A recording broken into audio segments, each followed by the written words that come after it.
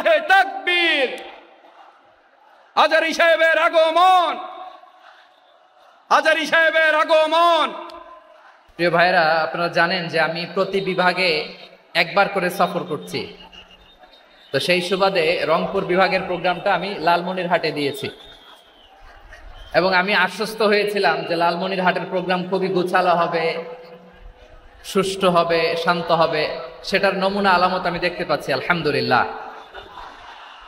সবাই খুবই সুশৃঙ্খল, লক্ষ লক্ষ তাওহীদি জনতা, পেছনে অনেকে জায়গা পায় নাই কিন্তু কোনো আওয়াজ নাই, সবাই দাঁড়িয়ে আছে। এলইডি স্ক্রিন আছে, আপনারা স্ক্রিনে দেখতে পাচ্ছেন আলহামদুলিল্লাহ। আমি সবাইকে দেখতে পাচ্ছি, মাশাআল্লাহ মাশাআল্লাহ। শান্ত হয়ে আপনারা বসুন, অল্প কিছু সময় কথা বলার সুযোগ আমি পাবো। যেহেতু আমি হেলিকপ্টারে করে এসেছি, হেলিকপ্টারগুলোর আবার একটা পলিসি আছে, সানসেটের আগে, সূর্য ডোবার আগে তাদেরকে এয়ারপোর্টে আবার ল্যান্ড করতে হয়। তো এখানে 3:30টার মধ্যে আমাকে উঠে যেতে হবে। আমি যদি বারবার আপনাদেরকে থামাতে থাকি, শান্ত হতে বলি এবং এগুলোতেই যদি আমরা সময় নষ্ট করে ফেলি, তাহলে এই যে বিশাল মহাসমাবেশ, বিশাল আয়োজন, যেখানে 2-4টা আমি বার্তা দিতে চাই, এগুলো ব্যাহত হবে। লালমনিরহাটের ছেলেরা খুব ভদ্র, শান্তশিষ্ট। আসার পর থেকে আমাকে রিসিভ করা থেকে শুরু করে স্টেজে আনা থেকে শুরু করে, এবং আলহামদুলিল্লাহ তরুণ জেনজি শ্রোতাদেরকে আমি দেখতে পাচ্ছি, তারা খুবই কোঅপারেটিভ। সহযোগিতা করার, কোঅপারেট করার, অ্যাসিস্ট করার মানসিকতা আমার ভাইদের আছে আলহামদুলিল্লাহ আলহামদুলিল্লাহ। আমি চাইবো আমরা একটু নীরব নিস্তব্ধ পরিবেশ তৈরি করার একটু চেষ্টা করব। প্রচন্ড রোদ, আপনাদের যেমন কষ্ট হচ্ছে আমারও কষ্ট হচ্ছে। ওনারা বলেছিল স্টেজকে সরাবে, উপরে পর্দা দিবে। আমি বললাম দরকার নাই, যেই পরিস্থিতিতে আছি আমরা বসি, শান্ত হইতে হবে। এখানে আমি শান্ত হইতে বলবো, ভলান্টিয়ার্সরা মাইক নিয়ে শান্ত হইতে বলবে, আমাদের সম্মানিত উপস্থাপক উনি শান্ত হইতে বলবে। এগুলোর অপেক্ষায় না থেকে নিজ দায়িত্বে আমরা সবাই শান্ত থাকি, যাতে লালমনিরহাটের এই প্রোগ্রাম একটা ইতিহাস হয়ে থাকে বাংলাদেশে। ঠিক কিনা বলেন? যখন আমি সময় দিব, শাউট করতে বলবো, নয়েজ করতে বলবো, তখন নয়েজ করতে হবে আওয়াজ করে। আর যখন কথা বলবো তখন একেবারে চুপ থাকতে হবে, একেবারে চুপ। মাশাআল্লাহ, হ্যাঁ ঠিক আছে, একেবারে চুপচাপ থাকতে হবে। ধুলা উড়ানো যাবে না, সামনে আগানো যাবে না। নিজের সুবিধা নিরাপত্তা বুঝতে হবে। এটা কোনো রাজনৈতিক সমাবেশ না, এখানে লাফালাফি, চিৎকার চেঁচামেচি, হাত দেখানোর দরকার নাই। হাত দেখানোর পর্ব শেষ। এখানেও ঠান্ডা হয়ে গেছে, মাশাআল্লাহ, হ্যাঁ মাশাআল্লাহ। আমাদের ভলান্টিয়ার্স ভাইরা, আমাদের স্বেচ্ছাসেবক ভাইরা, আইন শৃঙ্খলা রক্ষাকারী ভাইরা অনেক চেষ্টা করতেছে, মাশাআল্লাহ, very good. I am very happy to C this scenario, মাশাআল্লাহ, আলহামদুলিল্লাহ। আমি একটু দেখতে চাই যে রংপুর বিভাগের কে কোন জেলা থেকে আপনারা এসছেন। কুড়িগ্রাম থেকে কারা এসছেন দেখি, কুড়িগ্রাম, মাশাআল্লাহ মাশাআল্লাহ। আচ্ছা, গাইবান্ধা জেলার কে আসছেন? গাইবান্ধা, হ্যাঁ মাশাআল্লাহ।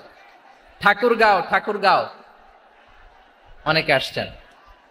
দিনাজপুর জেলা থেকে, মাশাআল্লাহ। নীলফামারী, ঠিক আছে, ফি আমানিল্লাহ। পঞ্চগড় অনেক আসছে। রংপুর,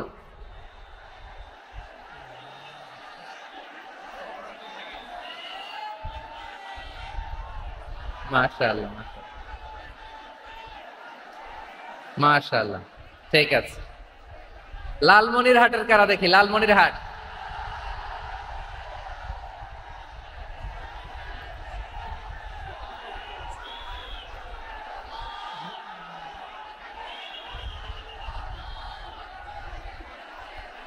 মাশাআল্লাহ মাশাআল্লাহ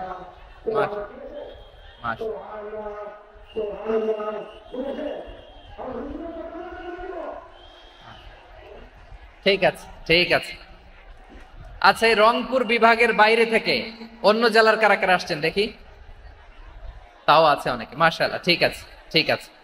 আজকের প্রোগ্রামে উপস্থিত আছেন প্রধান অতিথি হিসেবে অধ্যক্ষ আসাদুল হাবিব দুলু ভাই, সাংগঠনিক সম্পাদক বিএনপি, জাতীয় নির্বাহী কমিটির সভাপতি, জেলা বিএনপি লালমনিরহাট। বিশেষ অতিথি হিসেবে আমাদের অনেক ভাইরা এসছেন, সবাইকে শুকরিয়া জানাই। সভাপতিত্ব করছেন জনাব আব্দুল হাকিম। আইন শৃঙ্খলা বাহিনী, প্রশাসন, ভলান্টিয়ার্স, শুনেছি আমি প্রায় 5,000 ভলান্টিয়ার্স আপনারা নিয়োগ দিয়েছেন। আলহামদুলিল্লাহ, আলহামদুলিল্লাহ। অনেক গোছালো প্রোগ্রাম। আমার প্রাণ ঢালা ভালোবাসা জানবেন, আমার হৃদয়ের গহীন থেকে ভালোবাসা নিবেন, শুভেচ্ছা জানবেন সবাই। ঠিক আছে, ঠিক আছে। প্রিয় ভাইরা, আমরা আর কাল বিলম্ব না করে মূল আলোচনায় চলে যেতে চাই।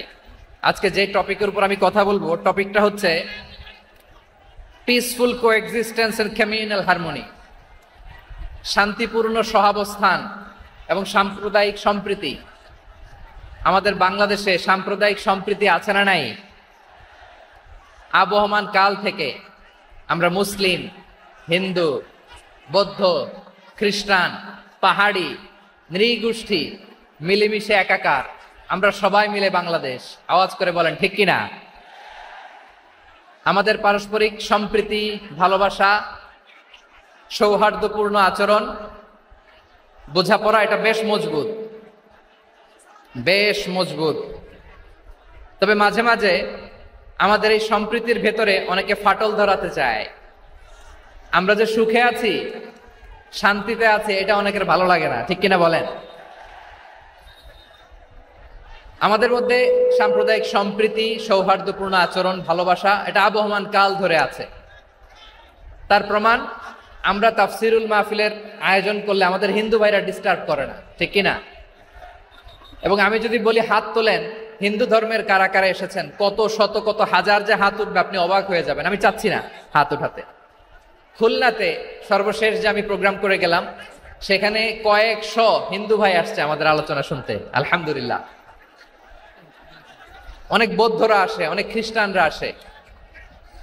এবার সফরেও অনেক হিন্দু ভাইরা আমার সাথে দেখা করেছে। তারা বলেছে, হুজুর আমরা আপনার আলোচনা শুনি। আলহামদুলিল্লাহ বলেন। So it's our responsibility to present our religion to our non-Muslim brothers and sisters. আমাদের অমুসলিম ভাই বোনদের কাছে ইসলামের সৌন্দর্য তুলে ধরা, এটা আমাদের দায়িত্ব। We all are the ambassador of Islam. আমরা প্রত্যেকে দায়িত্বশীল, আমরা প্রত্যেকে এক একজন ইসলামের অ্যাম্বাসেডর। আলহামদুলিল্লাহ বলেন। এজন্য এমন ভাবে দ্য বিউটি অফ ইসলাম, ইসলামের সৌন্দর্য আমাদেরকে ফুটিয়ে তুলতে হবে, যাতে করে নন মুসলিমরা শাহাদা পড়ে, কালিমা পড়ে মুসলমান হয়ে যায়। অনেক নন মুসলিম ভাই বোন আমাদের হাতে শাহাদা পড়ে, কালিমা পড়ে মুসলমান হয়েছে, অনেক। সো আমরা যেন ইসলামের বিউটিটাকে তুলে ধরতে পারি, এবং এই যে সম্প্রীতি, এটাকে যেন আমরা অটুট রাখতে পারি। আদতে আদতে বাংলাদেশের ইতিহাস বলে আমাদের দেশে কোনো দাঙ্গা নাই, আছে? লালমনিরহাটের ভাইরা আওয়াজ করে বলেন, আমাদের দেশে হিন্দু মুসলিম দাঙ্গা আছে? আমরা ভাই ভাই, আওয়াজ করে বলুন তো, আমরা কি ভাই ভাই? কিন্তু কিছু দুষ্ট লোক আছে, তারা আমাদের সম্পর্কের মধ্যে ফাটল ধরাতে চায়, ঠিক কিনা বলেন? মাঝে মাঝে ঝগড়া লাগাতে চায়। দেখবেন পত্রপত্রিকায় দেখা যায় বিভিন্ন ধর্মীয় উপাসনালয়গুলোতে হামলা চালানো হয়। এগুলো রাজনৈতিক উদ্দেশ্য প্রণোদিত, এগুলোর সাথে ইসলামের কোনো সম্পর্ক নাই। এজন্য এই দুর্বৃত্তদের ব্যাপারে আমাদের সাবধান থাকতে হবে। আমরা সবসময় যেমনি ঐক্যবদ্ধ, ইউনাইটেড, আমরা যদি এরকম ইউনাইটেড থাকি, এই সমস্ত দুর্বৃত্তদের কালো হাত ভেঙে দিতে আমাদের 1 ঘন্টাও লাগবে না। চিল্লায় বলো ঠিক কিনা? আমরা সংঘবদ্ধ থাকবো। এই যে আমাদের পিসফুল কোএক্সিস্টেন্স, শান্তিপূর্ণ সহাবস্থান। হিন্দুরা পূজা করে, যেদিন হিন্দুদের পূজা অনুষ্ঠান, আমরা ওই দিন তাফসির মাহফিল করি না, ঠিক কিনা বলেন? যেদিন আমাদের তাফসিরুল কোরআনের প্রোগ্রাম, ওই দিন আমাদের হিন্দু ভাইরা ডিস্টার্ব করে না। সুবহানাল্লাহ। হিন্দুদের পূজা অনুষ্ঠানে মাদ্রাসার ছাত্র যে পাহারা দেয়, গোটা বিশ্বে এরকম দৃষ্টান্ত, নজির বিরল, ঠিক কিনা বলেন? আইন শৃঙ্খলা বাহিনীর পাশাপাশি মাদ্রাসার ছাত্ররা যে সেখানে পাহারা দেয়, গোটা পৃথিবীতে এই দৃষ্টান্ত আপনি পাবেন। মাদ্রাসার ছাত্ররা, তারা তো কোরআনের ধারক, তারা হাদিসের ধারক, তারা কেন মন্দির পাহারা দিবে? এই সম্প্রীতিকে ধরে রাখার জন্য, এই সৌহার্দ্যকে ধরে রাখার জন্য, আমাদের পারস্পরিক ভালোবাসাকে অটুট রাখার জন্য। আওয়াজ করে বলতে হবে ঠিক কিনা? এখন বলেন, আমাদের এই ভালোবাসা অটুট থাক, আমরা চাই কি চাই না? আমরা হিন্দু মুসলিম মিলেমিশে শান্তিপূর্ণ সহাবস্থান, সাম্প্রদায়িক সম্প্রীতি, লালমনিরহাটের ভাইয়ের আওয়াজ করে বলুন, এই সাম্প্রদায়িক সম্প্রীতি আমরা চাই কি চাই না? আল্লাহ এই দেশকে তুমি বরকতময় করো, বাংলাদেশকে তুমি শান্তিময় করো। আওয়াজ করে সবাই বলেন আমিন। এই জায়গাটাতে সামান্য একটু আওয়াজ হচ্ছিল, এটাও থেমে গেছে, আলহামদুলিল্লাহ আলহামদুলিল্লাহ। এখন একেবারে everything is in my control, মাশাআল্লাহ। ঠিক আছে, আমি মূল আলোচনায় যাই। প্রিয় ভাইরা, আমি বলেছিলাম আমার আলোচনার বিষয় হচ্ছে শান্তিপূর্ণ সহাবস্থান, সাম্প্রদায়িক সম্প্রীতি। আমরা দেখব ইসলাম আমাদেরকে কি কি দিক নির্দেশনা দেয়। শান্ত হইতে হবে, খরগোশের কানের মতো কান দুটো আমার দিকে করে রাখেন। আমি এখনো উঠে যাব, হাত নাড়ায় লাভ নাই, আমি উঠে যাব। তাকায় থাকো আর কান খাড়া, আওয়াজ হবে না। হ্যাঁ, মাশাআল্লাহ মাশাআল্লাহ, ঠিক আছে। আমরা দেখব যে রাসূল সাল্লাল্লাহু আলাইহি ওয়াসাল্লাম এই পিসফুল কোএক্সিস্টেন্সের জন্য আমাদের কি শিখিয়েছেন, কি কি গাইডলাইন দিয়েছেন। আমরা 1 2 3 4 করে এগুলো আপনাদের সাথে শেয়ার করব। আমি আপনাদের খেদমতে সূরাতুল আনআমের 108 নম্বর আয়াত তেলাওয়াত করেছি। এখানে আল্লাহ রাব্বুল ইজ্জা ওয়াল জালাল তিনি ইরশাদ করছেন, ওয়ালা তাসুবুল্লাযীনা ইয়াদউনা মিন দুনিল্লাহি ফায়াসুবুল্লাহা আদওয়ান বিগাইরি ইলম কাযালিকা যায়্যান্না লিকুল্লি উম্মাতিন আমালাহুম সুম্মা ইলা রাব্বিহিম মারজিউহুম ফায়ুনাব্বিউহুম বিমা কানু ইয়ামালুন। রব্বুল আলামিন বলেন, গোলাম ও আমার ইমানদার বান্দারা শোনো শোনো, ও আমার বিশ্বাসী বান্দারা শোনো শোনো, লা তাসুবুল্লাযীনা ইয়াদউনা মিন দুনিল্লাহ ফায়াসুবুল্লাহা আদওয়ান বিগাইরি ইলম। ও আমার বিশ্বাসী বান্দারা, যারা আল্লাহকে ব্যতি রেখে, আল্লাহকে বাদ দিয়ে অন্য উপাস্যকে ডাকে, দেবীর পূজা করে, দেবতাদের পূজা করে, তোমরা খবরদার তাদের গালি দিও না। আওয়াজ করে বলেন, কি দিও না? আল্লাহ বলেন, ও বিশ্বাসীরা শোনো, যারা আল্লাহকে বেছে রেখে দেব দেবীর পূজা করে, অন্য উপাস্যের পূজা করে, তাদেরকে ডাকে, ওই দেবতাদেরকে তোমরা গালি দিও না। যদি ওই দেবতাদেরকে গালি দাও তাহলে ভুলবশত, শত্রুতাবশত তারা তোমাদের রব আল্লাহকে গালি দেবে, ঠিক কিনা? তোমরা যদি তাদের দেবতাদের গালি দাও, ওরা রেগে তোমার আল্লাহরে গালি দিবে, তাহলে আল্লাহরে গালি খাওয়ানোর কারণ হয়ে গেলাম আমি, ঠিক কিনা বলেন?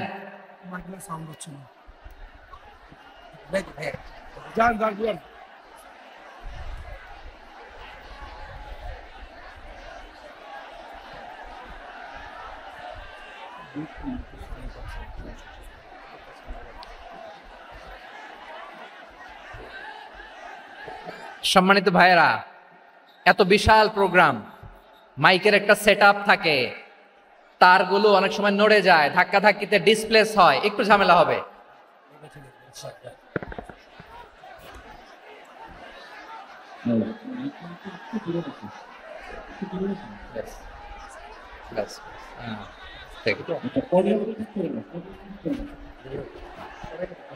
ঠিক আছে,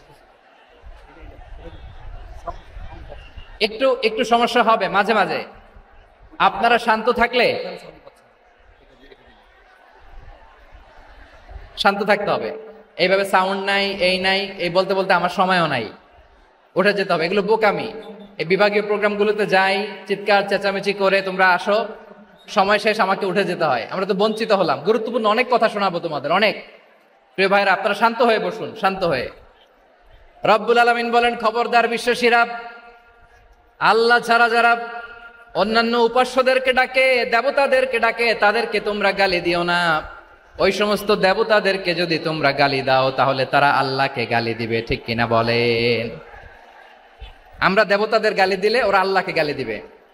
রব্বুল আলামিন বলেন, খবরদার দেবতাদেরকে গালি দিও না, তাহলে ওরা তোমার রব আল্লাহরে গালি দেবে। প্রতিটি জাতির জন্য তাদের কাজকে আমি আল্লাহ সুশোভিত করে রেখেছি, তারা সবাই একদিন আমার কাছেই ফিরে আসবে। এরপর আমি রব্বুল আলামিন তাদের আমলনামা তাদেরকে জানিয়ে দেব। সুবহানাল্লাহ পড়ে।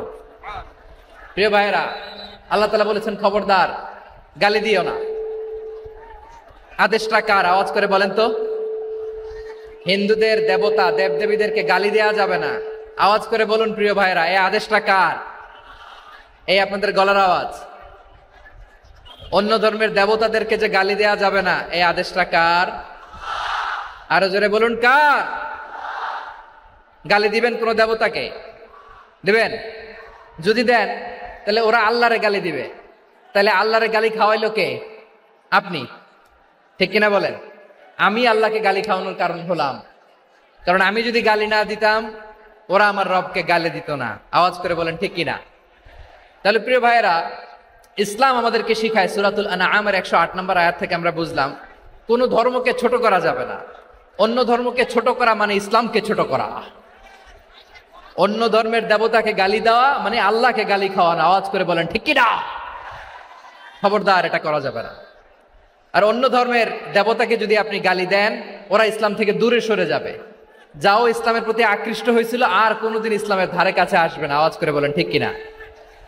এজন্য কখনো কোনোদিন অন্য ধর্মের দেবতাদেরকে গালি দেয়া যাবে না। অন্য ধর্মের কোন দেবতাদেরকে আমরা গালি দিব না, গালি দিব না, বরং ইসলামের beauty, the beauty of Islam, ইসলামের সৌন্দর্যকে আমরা তুলে ধরব।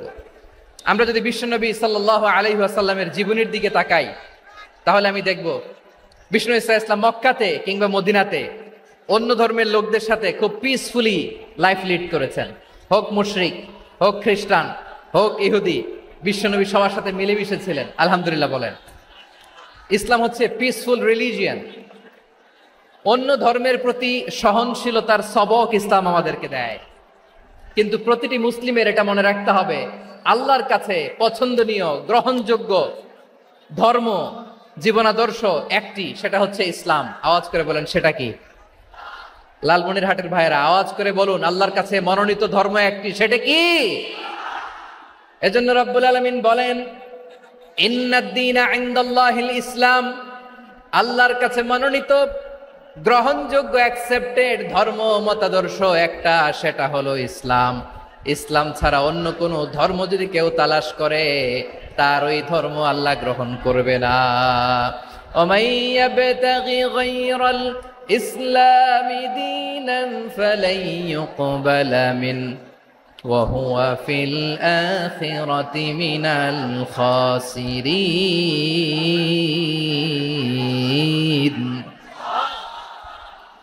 Whoever seek anything except Islam, that won't be accepted from him, and he will be loser in the day of judgment. কিয়ামতের দিন ইসলাম ছাড়া কেউ যদি অন্য কোনো ধর্ম তালাশ করেছে দুনিয়াতে, তার এই মতাদর্শ গ্রহণ করা হবে না, and he will be loser, সে হবে লুজার, ক্ষতিগ্রস্ত, হাই হাই কোম্পানির ম্যানেজার। ওর আমও শেষ, সালাও শেষ। আওয়াজ করে বলেন ঠিক কি না? এজন্য ইসলাম পেয়ে আমরা খুশি না বেজার? প্রত্যেক নামাজ শেষে আমরা আল্লাহরে বলি, আল্লাহ রাদিতু বিল্লাহি রাব্বা ওয়া বিল ইসলামি দীনা ওয়া বি মুহাম্মাদিন নাবিয়ান ওয়া রাসূলা। ও আল্লাহ, তোমারে রব হিসেবে পেয়ে আমরা খুশি। ও আল্লাহ, ইসলামকে ধর্ম হিসেবে পেয়ে আমরা খুশি। বিশ্বনবীকে আমাদের রাসূল পেয়ে আমরা খুশি। ঠিক কিনা বলেন? ইসলাম ছাড়া অন্য কোনো ধর্ম আমরা গ্রহণ করব না। ঠিক কিনা বলেন? আল্লাহর কাছে অ্যাকসেপ্টেড রিলিজিয়ান একটা, সেটা ইসলাম। তো বিশ্বনবী সাল্লাল্লাহু আলাইহি ওয়াসাল্লাম মক্কাতে কিংবা মদিনাতে খুব পিসফুলি এক্সিস্ট করেছেন, যে কোনো ধর্মের সাথে মিলেমিশে চলেছেন। তার প্রমাণ আমরা যদি রাসূল সাল্লাল্লাহু আলাইহি ওয়াসাল্লামের বায়োগ্রাফির দিকে তাকাই, তাহলে দেখব তিনি মুশরিকদের সাথে পিস ট্রিটি করেছেন, শান্তি চুক্তি, পিস ট্রিটি, পিস এগ্রিমেন্ট। আপনারা হুদাইবিয়ার সন্ধির নাম শুনেছেন? আমার লালমনিরহাটের কলিজার টুকরা ভাইয়েরা, হুদাইবিয়ার সন্ধির নাম আপনারা শোনেন নাই? 6ষ্ঠ হিজরিতে বিষ্ণু ঈসা ইসলাম মুশরিকদের সাথে এই ট্রিটি করেছেন, চুক্তি। কাদের সাথে? মুশরিকদের সাথে। আমরা তো মুসলমান বসতে পারি না। আমরা দুই মুসলিম ভাই একসাথে বসে চা খেতে পারি না, গল্প করতে পারি না। বিষ্ণু ঈসা ইসলাম মুশরিকদের সাথে ট্রিটি করেছেন, হুদাইবিয়ার সন্ধি। এই সন্ধির আগে মক্কা থেকে কেউ মদিনায় যেতে পারে না, মদিনা থেকে কেউ মক্কায় যেতে পারে না। কিন্তু এই সন্ধির পরে ট্রাফিক স্বাভাবিক হয়ে গেল। মক্কার লোকেরা মদিনায় আসতে পারে, মদিনার লোকেরা মক্কায় আসতে পারে। এটাকে বলে সুলহে হুদাইবিয়া, the peace agreement of Hudaibiya, শান্তি চুক্তি। আমরা পৃথিবীতে এখন অনেক শান্তি চুক্তির নাম শুনি, এগুলো সব the piece treaty of Hudaibiya থেকে কপি করা। আল্লাহু আকবার। তাহলে বিশ্বনবী সাল্লাল্লাহু আলাইহি সাল্লাম তিনি যে শান্তিপূর্ণ সহাবস্থানে বিশ্বাসী ছিলেন, মুসলমানেরা যে অন্য ধর্মের প্রতি সহনশীল তার প্রমাণ হচ্ছে এই পিস ট্রিটি। শুধু তাই নয়, মাইকের সাউন্ডটা একটু বাড়ায় দিতে হবে, খুব দুর্বল, একটু মজবুত করতে হবে, আর একটু ক্লিন করতে হবে, আর সবগুলা জায়গায় সাউন্ড যাচ্ছে কিনা একটু ক্রস চেক করতে হবে। হ্যাঁ, পাবেন পাবেন, দিচ্ছে mike operator, he is trying his level best, দিচ্ছে। মাইক অপারেটর যিনি আছেন, প্রতিটি জায়গায় প্রতিটি সাউন্ড বক্সে যেন আওয়াজ পাওয়া যায়, একটু ক্রস চেক করেন, সাউন্ডটাকে একটু স্ট্রং করে দেন। হ্যাঁ, ঠিক আছে, মাশাআল্লাহ। এদিকে তাকান, এদিকে। মক্কার পার্ট গেল, পিস এগ্রিমেন্ট করলেন, শান্তি চুক্তি। বিষ্ণু ইসলাম মদিনায় যে কি করলেন? মদিনায় যে বিষ্ণু ইসলাম মদিনা চার্টার করলেন, মদিনা সনদ, সাহিফাতুল মদিনা, এটার বলে মদিনা চার্টার। যে ওয়েস্টে, ইউরোপে, আমেরিকাতে তারা অনেক চার্টার করে, সব চার্টার মদিনা চার্টার থেকে কপি করা। আওয়াজ করে পড়েন সুবহানাল্লাহ। বিষ্ণু ইসলাম মদিনায় গেলেন, মদিনাতে মুসলিম, মুশরিক, ইয়াহুদি, এই তিন ধর্মের লোক মিলে সব স্টেক হোল্ডার যারা আছে সবাইকে নিয়ে বিষ্ণু ইসলাম মদিনা চার্টার করলেন, মদিনা সনদ। পড়েন সুবহানাল্লাহ। শুধু তাই নয়, মক্কাতে বিশ্বনবী পিস এগ্রিমেন্ট করলেন, শান্তি চুক্তি মুশরিকদের সাথে। মদিনাতে যে বিশ্বনবী মদিনা চার্টার করলেন, মদিনা সনদ করলেন ইহুদিদের সাথে। আবার মদিনাতে বিশ্বনবী ইহুদিদের সাথে পিস ডায়ালগ করলেন, ইন্টারফেথ ডায়ালগ করলেন, আন্তধর্মীয় সংলাপ করলেন, যেই সংলাপের মূল ভিত্তি ছিল তাওহীদ। মূল ভিত্তি ছিল কি? তাওহীদ। বিশ্বনবী ইহুদিদেরকে ডাকলেন, আহ্বান করলেন, কুল ইয়া আহলাল কিতাবি তাআলাউ ইলা কালিমাতিন সাওয়াইন বাইনানা ওয়া বাইনাকুম আল্লা না'বুদা ইল্লাল্লাহ ওয়া লা নুশরিকা বিহি শাইআন ওয়া লা ইয়াত্তাখিযা বা'দুনা বা'দান আরবাবাম মিন দুনিল্লাহ فإن تولوا فقولوا اشهدوا بأننا مسلمون। সুবহানাল্লাহ পড়েন। বিশ্বনবী মদিনার ইহুদিদের ডেকে বললেন, ও ইহুদিরা, শোনো শোনো, আসো এমন একটা আদর্শের প্রশ্নে আমরা একত্রিত হই, যে আদর্শের প্রচার তোমাদের নবীরাও করেছে, আমিও করি, যে আদর্শের কথা তোমাদের পবিত্র ধর্মগ্রন্থগুলোতে আছে, আমার কোরআনেও আছে, সেটা হলো তাওহীদ। আমরা এক আল্লাহ ছাড়া কারো ইবাদত করব না, আল্লাহর সাথে কাউরে শরীক করব না, আল্লাহ ছাড়া কাউরে রব মানব না। পড়েন সুবহানাল্লাহ। তাহলে আমার প্রিয় লালমনিরহাটের ভাইরা, মদিনাতে যে তিনি মদিনা চার্টার করলেন, মদিনা সনদ, পিস ডায়ালগ করলেন, শান্তির সংলাপ, ইন্টারফেথ ডায়ালগ করলেন, আন্তধর্মীয় সংলাপ, যার ভিত্তি ছিল তাওহীদ। সুবহানাল্লাহ পড়েন। তাহলে অন্য ধর্মের প্রতি সব সময় ইসলাম সহনশীল, টলারেন্স। যদি আপনি দেখতে চান ইসলামের নবী বিশ্ব নবীর দিকে তাকান, ঠিক কিনা বলেন? আমরা তো সংখ্যালঘুদের রাইটস প্রোটেক্ট করার জন্য কত আইন বানাই, কত বৈঠক করি, কত সংবাদ সম্মেলন করি। বিষ্ণু সাল্লাল্লাহু আলাইহি ওয়াসাল্লাম সংখ্যালঘুদের রাইটসের ব্যাপারে, অধিকারের ব্যাপারে যে কথা বলেছেন, শুনলে আপনি অবাক হয়ে যাবেন।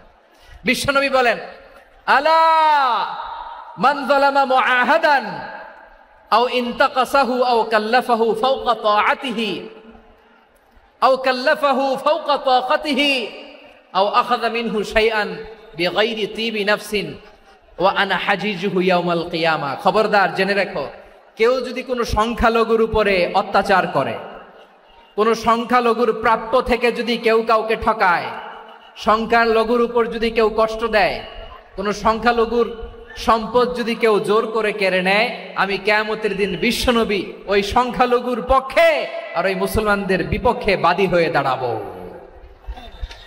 সুবহানাল্লাহ বলতে পারলেন না? আল্লাহু আকবার। আপনি নামাজি, আপনি মুসল্লি, আপনি হাজী সাহেব, তাহাজ্জুদ পড়তে পড়তে কপালে দাগ ফেলে দিছেন। আপনার প্রতিবেশী হিন্দু, ভাবছেন আমার তো পাওয়ার আছে, ওর জমিটা দখল করি। বিশ্বনবী বলেন কিয়ামতের দিন ওই হিন্দুর পক্ষে তোর বিরুদ্ধে আমি বাদী হয়ে দাঁড়াবো। পৃথিবীর কোন ধর্মে এরকম স্টেটমেন্ট পাবেন? পাবেন? আপনি ভাবছেন আপনি নামাজ পড়লে হাজী সাহেব কপালে দাগ ফেলাই দিলে আপনি সেলসেলায় জান্নাতে চলে যাবেন না? খবরদার। বিশ্বনবী বলেন কোন সংখ্যালঘুর উপর যদি কেউ আক্রমণ করে, তার প্রাপ্য তাকে না দিয়ে যদি তাকে ঠকায়, তার উপর জুলুম করে, তার সম্পদ যদি কেড়ে নেয়, আমি নবী, তুমি মুসলিম হইতে পারো, মুসল্লি হইতে পারো, তার পক্ষে তোমার বিপক্ষে আল্লাহর দরবারে বাদী হয়ে দাঁড়াবো। আচ্ছা লালমনিরহাটের ভাইরা, কথা বুঝতে পারলে আওয়াজ করে উত্তর দেন। বিশ্বনবী যদি কারো বিপক্ষে দাঁড়ায় কিয়ামতের দিন, আই রিপিট, আমি আবারও বলছি, বিশ্বনবী যদি কিয়ামতের দিন কারো বিপক্ষে দাঁড়ায়, ও তো সেলসেলায়া জান্নাতি, তাই না? জান্নাতি না?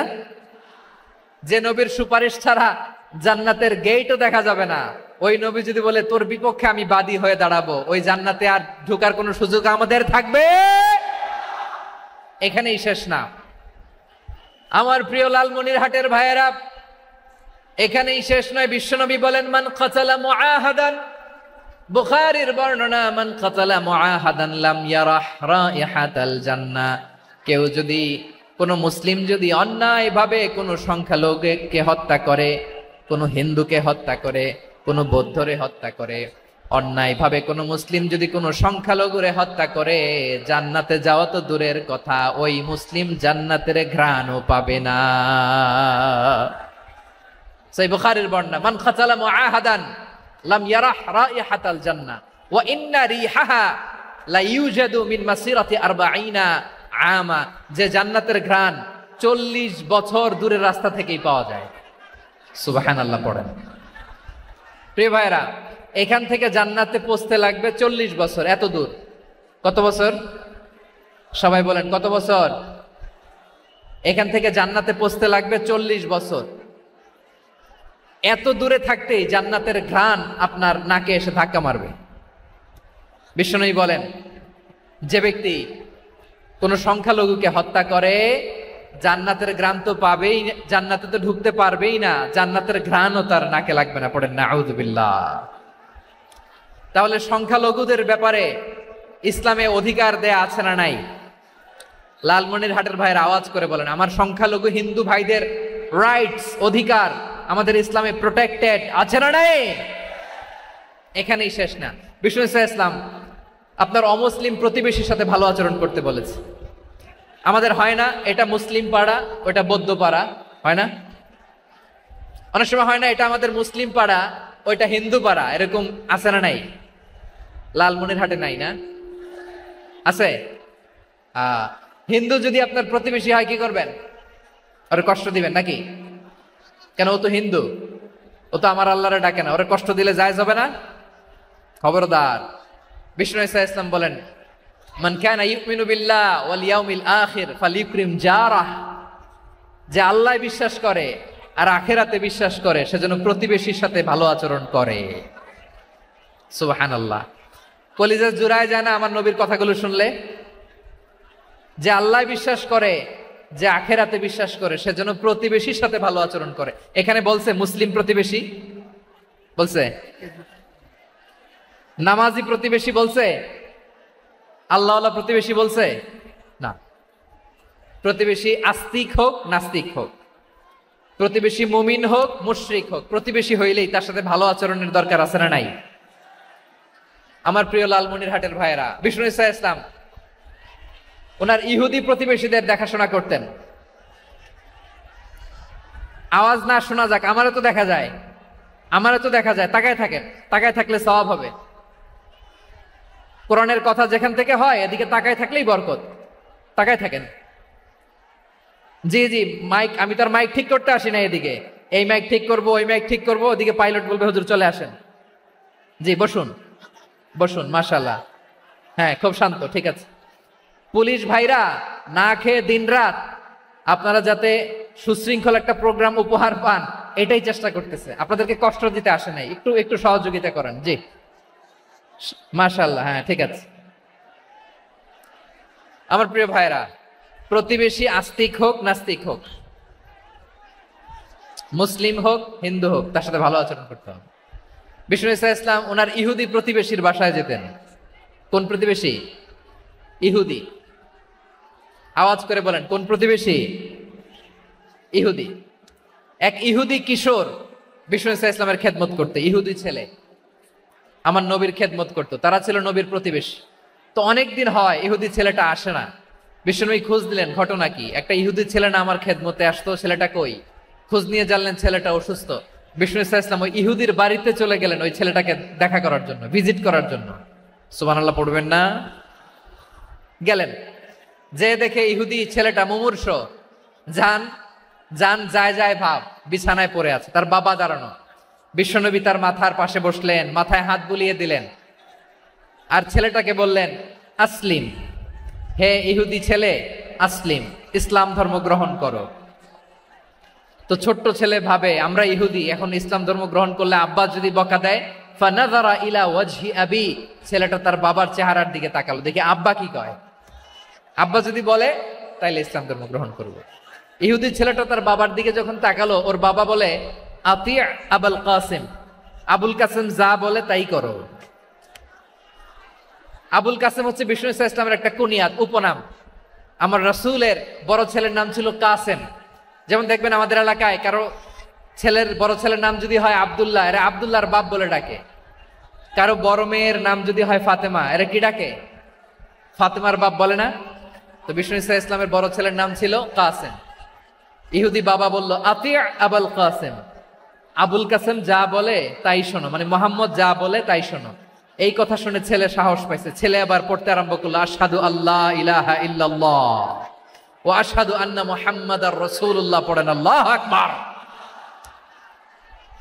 বিশ্বনবীর আহ্বান শুনে ওই আহ্বানে সাড়া দিয়ে ইহুদি ছেলে শাহাদা পড়ে মুসলমান হয়ে গেল। তার হৃদয়টারে ঈমানের নূর দিয়ে আলোকিত করে দিল কে?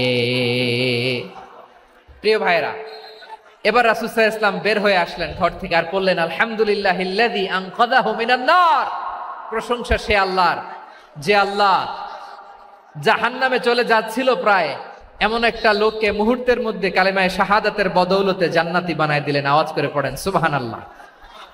এই হাদিস থেকে আমরা কি শিখলাম? What is the moral of the story? এক নম্বর স্টোরি হলো, প্রতিবেশী ইহুদি হোক হিন্দু হোক, যাবেন, সুসম্পর্ক রাখবেন, উপহার দিবেন, বিপদে পাশে দাঁড়াবেন, তাইলেই তো আপনাদের প্রতি, মুসলমানদের প্রতি তারা আকৃষ্ট হবে, ঠিক কিনা বলেন? আপনি যদি হিন্দুদের সাথে বৌদ্ধদের সাথে নাই মিশেন, নাস্তিকের কাছে নাই যান, তো ইসলামের সৌন্দর্যটা ওরা বুঝবে কেমনে? আমার অনেক হিন্দু পরিচিত ভাই আছে, ওরা আমাদের ইফতারির প্রোগ্রামে এসে একসাথে ইফতারি করে। অনেক মদখোর আমার সাথে বসে একসাথে ডিনার করে, হাফ প্যান্ট পরা, গলায় স্বর্ণের চেইন, হাতে স্বর্ণের ব্রেসলেট, আইসা আমার সাথে ডিনার করছে, আছে এরকম। গাঁজাখোর, আমি বলে আসো, welcome welcome to my dinner, আসো বসো, বসলেই তো আমি ওর ডিএনএ, চিন্তার ডিএনএ চেঞ্জ করে দেওয়ার সুযোগ পাবো, চিল্লায় বলো ঠিক কিনা? আসতে হবে আমার কাছে। Our door is open, the door of Islam is open 24/7। সব সময় আমাদের ইসলামের দরজা আমার অমুসলিম ভাইদের জন্য খোলা আছে না নাই? এই হাদিস থেকে দুইটা শিক্ষা। এক নম্বর শিক্ষা, প্রতিবেশী মুসলিম হোক অমুসলিম হোক, যান, অসুস্থ হইলে একটু আপেল নিয়ে যান, আঙ্গুর নিয়ে যান, কমলা নিয়ে যান, তাদের সাথে ভালো আচরণ করেন। ইসলামের বিউটি দেখে, সৌন্দর্য দেখে অবাক হবে, নসিব ভালো হলে কোনোদিন কালিমা পড়ে মুসলমান হয়ে যাবে, ঠিক কিনা বলেন? তাহলে অমুসলিমের সাথে ভালো সম্পর্ক। বিশ্বনবী ইহুদির বাড়িতে গেলেন, ইহুদির বাড়ি, আর আমার মুসলমান ভাই আমার কাফের বলে, এরকম আছে না নাই? মুসলিমরা দেখতে পারে না, সহ্য করতে পারে। বিশ্বনবী সাল্লাল্লাহু আলাইহি ওয়াসাল্লাম ইহুদির বাড়িতে গেলেন, এটা একটা শিক্ষা। আরেকটা শিক্ষা হলো, ভাইরা ধাক্কা মারে এসে সামনে এসে কি লাভ? প্রোগ্রাম তো শেষ হচ্ছে, এখনই শেষ হচ্ছে। তো এই যে আমাদের বকশি ভাই ওয়াদা নিল, হাত তোলালো, মিম বলে এত কথা বলল, তো আমি জেলায় জেলায় যে খালি হাত নাড়াই তোমাদের জন্য নাকি? হ্যাঁ, হাত নাড়াই শুধু, এই ধাক্কাইতে ধাক্কাইতে এদিকে এসে হাত নাড়াইতেছে, হয়েছে তো, দেখলাম তো, ঠিক আছে, মাশাআল্লাহ, অনেক সুশৃঙ্খল, অন্যান্য যে কোনো জেলার চেয়ে অনেক সুশৃঙ্খল। আমার দিকে তাকাও, আমার দিকে তাকাও, ঠিক আছে, এই যে দাঁড়িয়ে আছে, একটা ছেলে নড়ে না, দেখছেন? মাশাআল্লাহ মাশাআল্লাহ মাশাআল্লাহ। হ্যাঁ, এইভাবেই। আর কয়েকটা মজাদার কথা আছে, শোনো। এই হাদিস থেকে আমাদের শিক্ষা হলো, আমার প্রতিবেশী যেই ধর্মের হোক আমি সম্পর্ক রাখবো। অসুস্থ হলে যাব, কি বলেন ভাইরা? যাবেন না? যাবেন না আপনারা? আচ্ছা, 2 নম্বর শিক্ষা হলো, বিষ্ণু ঈসা ইসলামের খাদেম ছিল ইহুদি। এতদিন খেদমত করলে একদিনও বিশ্বনবী ওরা কালিমার দাওয়াত দেয় নাই। কারণ কি? বিশ্বনবী একটা ভালো সময়ের অপেক্ষা করতেছিলেন, প্রপার টাইমিং। দাঈর কাজ হচ্ছে দাঈ ইলাল্লাহ, সে হচ্ছে সুযোগ সন্ধানী। দাঈ সুযোগ খোঁজে, কখন দাওয়া দিলে ব্যাটে বলে হবে, ঝোপ বুঝে কোপ মারে, ঠিক কিনা বলেন? বিষ্ণু ঈসা ইসলাম ভালো সময়ের অপেক্ষা করতেছিলেন, দেখি ভালো সময় আসুক আসুক আসুক আসুক। আস্তে আস্তে এমন সময় আসছে, ছেলে এবার মুমূর্ষ। অসুস্থ ব্যক্তির হৃদয় অত্যন্ত নরম থাকে। হসপিটালে যখন কেউ যায় তার হৃদয়টা বড্ড নরম থাকে, মৃত্যুর ভয়ে তার অন্তরটা নরম থাকে, ঠিক কিনা বলেন? এই প্রপার টাইমিং এর অপেক্ষা করতেছিলেন। যখনই টাইমিং পেয়েছেন দাওয়াত দিলেন, পড়ো লা ইলাহা ইল্লাল্লাহ, সুবহানাল্লাহ পড়েন সবাই। তাহলে ইসলাম অমুসলিম প্রতিবেশীর সাথে ভালো আচরণ করতে বলে। ইসলাম অমুসলিম মাতা পিতার সাথেও ভালো আচরণ করতে বলে। মাতা পিতা যদি অমুসলিম হয় তারা ফেলে দিতে পারবেন? পারবেন? আমার লালমনিরহাটের ভাইয়েরা, অনেক হিন্দু ছেলে আমাদের হাতে শাহাদা পড়ে মুসলিম হয়, কিন্তু ওর মা মুসলমান হয় নাই, বাবাও হয় নাই। এরকম আছে না নাই? তো ও হয়েছে মুসলিম, মা বাপ হিন্দু, এখন মা বাপ কি বাদ? হ্যাঁ, মা বাপ বাদ দেয়া যাবে? যেই মা আপনারে 9 মাস 8 মাস পেটে ধারণ করলো, আপনার মায়ের নার ছেঁড়া ধন, আপনি ওই মারে বাদ দিতে পারবেন? যেই মায়ের বুকের তাজা দুধ খেয়ে আপনি আজকে বাড়ন্ত তাজা তরতাজা, ওই মারে বাদ দেয়া যাবে? মায়ের এক ধারে দুধের দাম, কাটিয়া গায়ের চাম, পাপুষ বানাইলে ঋণের শোধ হবে না, এমন দরদি ভাবে কেউ হবে না আমার মাহাগো। মায়ের এক ধারে দুধের দাম, কাটিয়া গায়ের চাম, পাপুষ বানাইলে ঋণের শোধ হবে না, এমন দরদি ভাবে কেউ হবে না আমার মাহাগো, ঠিক কিনা? মাকে তো বাদ দেয়া যায় না। وَقَضَى رَبُّكَ أَلَّا تَعْبُدُوا إِلَّا إِيَّاهُ وَبِالْوَالِدَيْنِ إِحْسَانًا। আল্লাহ বলে অবধারিত 2টা ভার্ডিক্ট তোমাদের জন্য, এক আল্লাহর ইবাদত করবা আর মা বাবার প্রতি ইহসান করবা। আদেশটা কার? মা বাবার প্রতি ইহসান করতে হবে। আমার মা হিন্দু হোক ভালো আচরণ করতে হবে, বৌদ্ধ হোক ভালো আচরণ করতে হবে। আমার যে সমস্ত হিন্দু ভাইয়েরা মুসলিম হয়েছে, তোমাদের মা বাবা এখনো মুসলমান হয় নাই, তাদের সাথে ভালো আচরণ করতে হবে। আপনাদের খেদমত নিজে করতে হবে অথবা খেদমতের ব্যবস্থা করাই দিতে হবে। মান্থলি যে খরচ লাগে এটা দিতে হবে। আরে তুমি এখন মুসলিম, তোমার মা বাবা হিন্দু, এখনই তো সুযোগ ইসলামের সৌন্দর্য দেখানোর। এখন মা বাবা যদি দেখে আরে এটা হিন্দু থাকতে তো বদমাইশ ছিল, বেয়াদব ছিল, কি এমন ধর্ম সে গ্রহণ করলো যেটা গ্রহণের সাথে সাথে সে পাল্টে গেল? কি এমন ধর্ম সে গ্রহণ করেছে যেটা তার জীবনকে আলোকিত করে দিয়েছে? নসিব ভালো হইলে তারাও কালিমা পড়ে মুসলমান হয়ে যাবে। বিষ্ণু ঈসা ইসলামের স্ত্রীর নাম ছিল আয়েশা রাদিয়াল্লাহু তাআলা আনহা, আবু বকর রাদিয়াল্লাহু তাআলা আনহুর মেয়ে। আবু বকর রাদিয়াল্লাহু তাআলা আনহুর আরেক মেয়ের নাম হচ্ছে আসমা। কি নাম? দুজনই আবু বকর রাদিয়াল্লাহু তাআলা আনহুর মেয়ে, আসমা আর আয়েশা। নাম দুইটা কেমন লাগে? আসমা নামটা কেমন লাগে? আয়েশা নামটা কেমন লাগে? সবার ভালো লাগে নাই? নাম দুটো আপনাদের ভালো লাগে? লালমনিরহাটে অনাগত যদি কন্যা সন্তান হয়, যদি মনে চায় আসমা রেখে দিতে পারবেন, যদি মনে চায় আয়েশা রেখে দিয়েন। দেশে বিদেশে এয়ারপোর্টে রাস্তা ঘাটে শুধু বলে হুজুর একটা নাম দেন, আমার ছেলের একটা নাম দেন, মেয়ের একটা নাম দেন। তো আমার মনে আছে যশোরের 8 দিনের মাহফিলে আমি 1-2টা নাম দিয়েছিলাম। আজকে লালমনিরহাটের এই প্রোগ্রামে কন্যা সন্তান যদি হয় 2টা নাম দিলাম, আসমা কিংবা আয়েশা। ইনশাআল্লাহ পড়েন। দুজন বোন, এক মায়ের না, বাবা এক মা দুইজন। আয়েশা রাদিয়াল্লাহু তাআলা আনহার মায়ের নাম উম্মে রুমান, আর আসমা রাদিয়াল্লাহু তাআলা আনহার মায়ের নাম কুতাইলা বিনতে আব্দুল উজ্জা। আবু বকর রাদিয়াল্লাহু তাআলা আনহু 4টা বিয়ে করেছিলেন। তো একই ঘটনা ঘটেছে এই ফ্যামিলিতে। আসমা ইসলাম ধর্ম গ্রহণ করে মুসলিমা, কিন্তু তার মা কুতাইলা মুশরিকা। আই রিপিট, বোঝার জন্য আমি আবারও বলি, আসমা রাদিয়াল্লাহু তাআলা আনহা মুসলিমা, আর আসমার মা কুতাইলা, আওয়াজ করে বুঝে থাকলে বলেন, আসমার মা মুশরিকা। তার মানে মেয়ে মুসলিম, মা অমুসলিম, ভেজাল আছে না নাই? কিন্তু কুতাইলা আর ধৈর্য ধারণ করতে পারে না।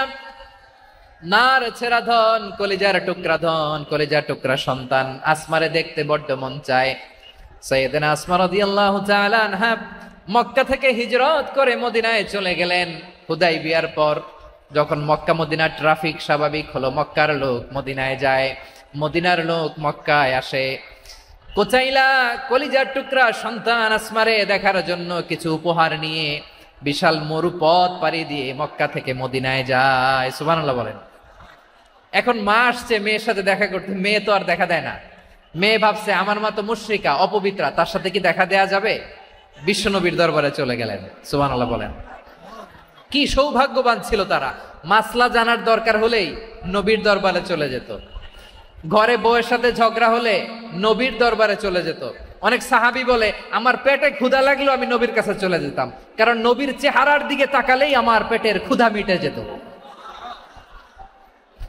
সাইয়েদনা আসমা রাদিয়াল্লাহু তাআলা আনহা বিশ্বনবীর কাছে চলে গেলেন, যে বললেন ইয়া রাসূলুল্লাহ ইয়া হাবিবাল্লাহ ইন্না উম্মি কাদিমাতুন ইলাইয়া ওয়া হিয়া রাগিবা। আমার মা মক্কা থেকে অনেক দূর মরুর পথ পাড়ি দিয়ে উপহার সামগ্রী নিয়ে মদিনায় আমার সাথে দেখা করতে এসেছে গো নবী। আমার জানতে বড্ড ইচ্ছে হয় আমি আমার মুশরিকা মায়ের সাথে একটু দেখা করতে পারবো কিনা। আফা আসিলুহা, আগে যেমনি আমি আমার মায়ের সাথে ভালো আচরণ করতাম, যেমনি আমি আমার মায়ের সাথে সদাচরণ করতাম গো নবী, এখন আমি মুসলিমা মা মুশরিকা, এখনো কি আগের মতো সদাচরণ করতে পারবো নাকি? বিশ্বনবী বললেন নাম সিলিহা, হ্যাঁ রে আসমা, অবশ্যই অবশ্যই, আগে ঠিক যেমন তুমি তোমার মায়ের সাথে ভালো আচরণ করতে এখনো তেমনি আগের মতো ভালো আচরণ করবা। আওয়াজ করে পড়েন সুবহানাল্লাহ। কি ইসলাম আমরা পেয়েছি, কত ব্রড মাইন্ডেড আমাদের ইসলাম, কত ওপেন মাইন্ডেড ইসলাম, কত ওপেন আপ করতে পারে, চিন্তা করতে পারেন। বিষ্ণু বললেন হ্যাঁ অবশ্যই, নাম সুলিহা, আগে যেমনি ভালো আচরণ করছো আসমা এখন ওইরকমই করো, পারলে আরো বাড়াই করো। সুবহানাল্লাহ বলেন। তাহলে আমার যে হিন্দু ভাইয়েরা হিন্দু বোনেরা ইমানের বদৌলতে দৌলতে আপনি ধন্য হয়েছেন, আপনার আম্মা আব্বা এখনো মুসলমান হয় নাই, তাদের জন্য দোয়া করেন, তাদের জন্য দোয়া করেন, আল্লাহ যেন তাদেরকেও ইমানের দৌলত দান করে। আমরা সবাই পড়ি আমিন, আরো জোরে পড়েন আমিন। এখন বলেন ইসলাম কি ন্যারো মাইন্ডেড রিলিজিয়ান না ব্রড মাইন্ডেড? লালমনিরহাটের যুবক ভাইরা আওয়াজ করো, ইসলাম কি ন্যারো মাইন্ডেড না ব্রড মাইন্ডেড? কতটা ব্রড মাইন্ডেড দেখেন।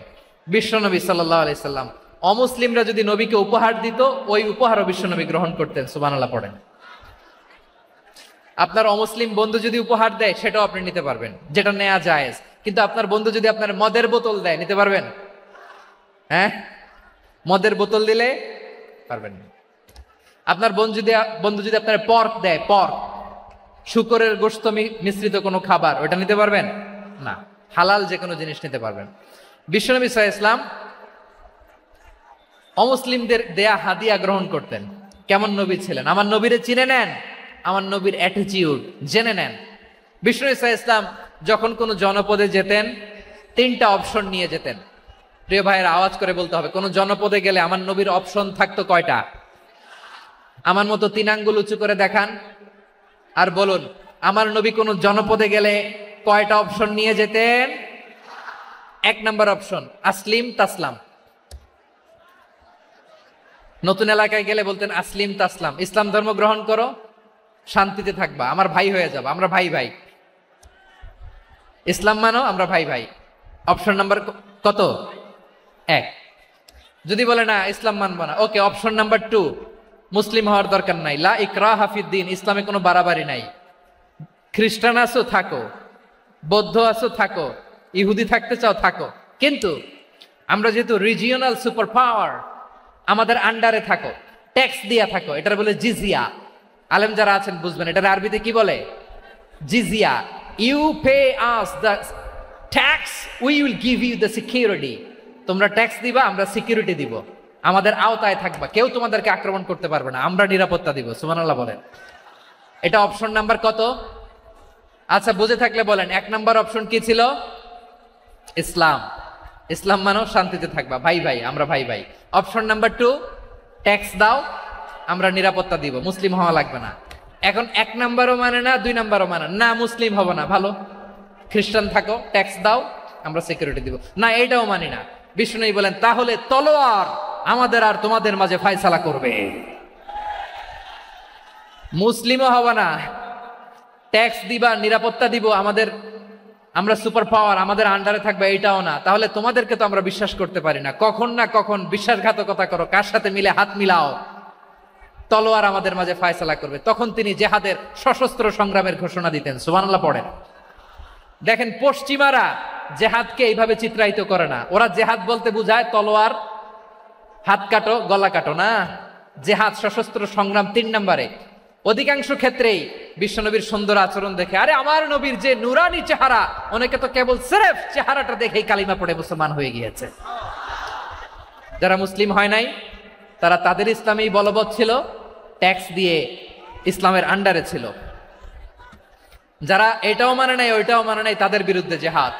বিষ্ণু ইসলাম 7ম হিজরিতে যখন খায়বার বিজয়ের পরে ইসলাম রিজিওনাল সুপার পাওয়ার হিসেবে আত্মপ্রকাশ করলো, বিশ্বনবী চিঠি লিখলেন অন্যান্য সুপার পাওয়ারের কাছে, রাষ্ট্রীয় চিঠি লেখে এক রাষ্ট্রপ্রধান আরেক রাষ্ট্রপ্রধানের কাছে, ঠিক কিনা বলেন?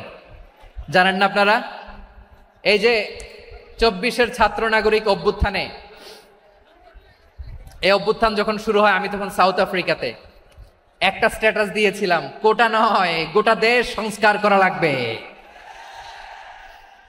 শুধু বাংলাদেশ নয়, সারা বিশ্বের বাংলা ভাষাভাষী লোকেরা এই আন্দোলনের সাথে সমর্থন তারা করেছে, এটাকে সাপোর্ট করেছে, তারা সমর্থন দিয়েছে। আমাদের ইউনাইটেড আরব আমিরাতের বাংলাদেশি ভাইয়েরা তারা সেখানে রাস্তায় নেমে এসেছিল, জানেন?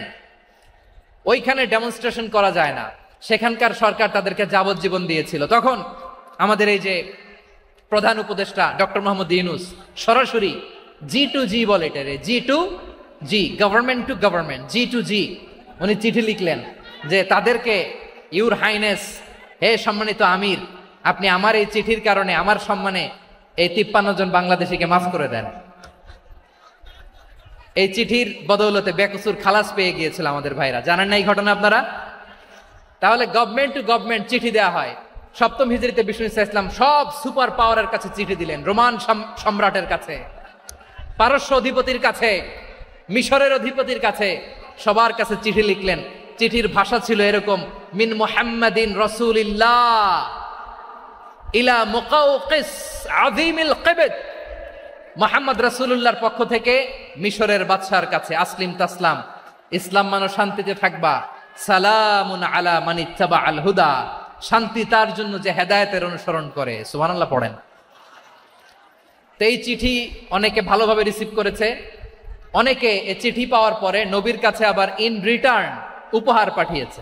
কি পাঠিয়েছে? উপহার। মিশরের বাদশাহ মুকাওকিস তিনি বিশ্বনবীকে বিশাল এক উপহারের ডালি পাঠিয়েছেন। মিশরের বাদশাহ মুকাওকিস ছিলেন ধর্মে খ্রিস্টান। লালমনিরহাটের ভাইয়েরা আওয়াজ করে বলেন, মিশরের বাদশাহ ধর্মে কি ছিল? খ্রিস্টান।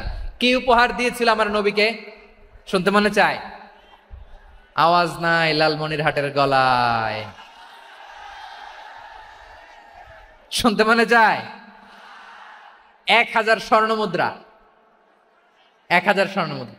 2টা খ্রিস্টান দাসী, একজনের নাম মারিয়া বিনতে শামউন আল কিবতিয়া, আরেকজনের নাম সিরিন বিনতে শামউন আল কিবতিয়া। একজন খ্রিস্টান দাস 20 থান কাপড় জামা বানানোর জন্য, আমরা নবী যেন সেলাই করে জামা বানাতে পারে এজন্য 20 থান কাপড় 20 থান ফাইন গার্মেন্ট, সুবহানাল্লাহ পড়বেন না? এরপরে একটা গাধা যেটার নাম ছিল উফাইর, আর একটা খচ্চর এটার নাম ছিল দুলদুল। খচ্চর চিনেন? গাধা আর ঘোড়ার ক্রসিং এ যে প্রাণীটা দুনিয়াতে আসে ওটার খচ্চর বলে। তো এই যে সুপার পাওয়ার, খ্রিস্টান বাদশার কাছে নবী চিঠি লিখলেন, ওই খ্রিস্টান বাদশা আমার নবীকে উপহার দিল, বিশ্বনবী এই উপহারগুলো সানন্দে গ্রহণ করেছে। সুবহানাল্লাহ পড়বেন না? তাহলে অমুসলিম কেউ যদি আপনাকে উপহার দেয়, হালাল উপহার হলে আপনি গ্রহণ করতে পারবেন।